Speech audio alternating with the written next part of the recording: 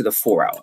Now on the 4 hour, let's zoom all the way out, right? So this is NASDAQ on the 4 hour. So it doesn't take me long to form a higher time frame bias. In fact, it takes me less than 10 minutes per day. And this is how I do it. So I'm starting with structural highs, structural lows, structural highs, and structural lows. Now from here, this is what's important to understand. Every time you see a break, I want you to draw an arrow, right? So here's where we have one break, and then down here we had another break. And so the reason I'm highlighting this is that market structure on the higher time frames gives you massive clarity as you go down to the lower time frames. So on the 4 hour time frame, what we have here is our most recent high and our most recent low. And anything you see inside is internal, right? This is internal market structure. Now, this is important. So what we want to do is we want to project our fib tool from the structural high down to the structural low, just like this. Structural high down to structural low. Now, I've made previous videos about this, so I'm going to do this a little bit faster. So NASDAQ. The 4 simple steps that I follow: market structure, dealing range. Now premium and discount and fair value gaps go together.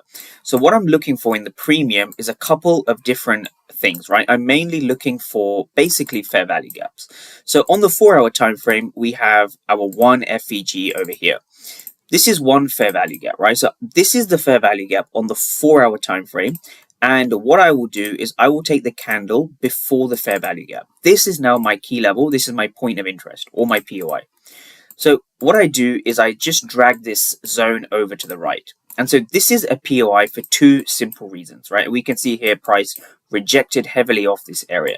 So why is this a POI for me, right? So there's 2 things that make a POI for me, right? The first thing comes down to basically there being a fair value gap. So there has to be a fair value gap in order for it to be a POI. Now the second thing is we're way above the 50%, so we are in a premium.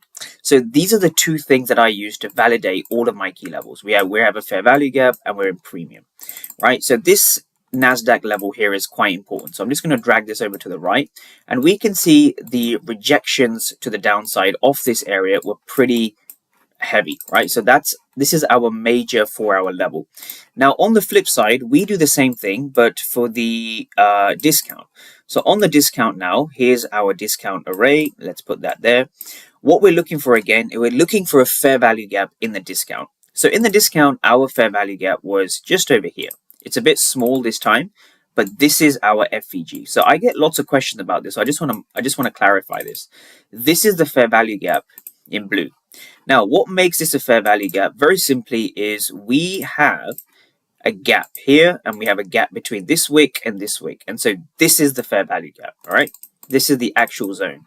So now what I will do is I will take the candle before the fair value gap. So that's going to be this black candle here. Now, once you have this black candle here, right, what you're now looking to do is drag this box over to the right. And so what you can see here is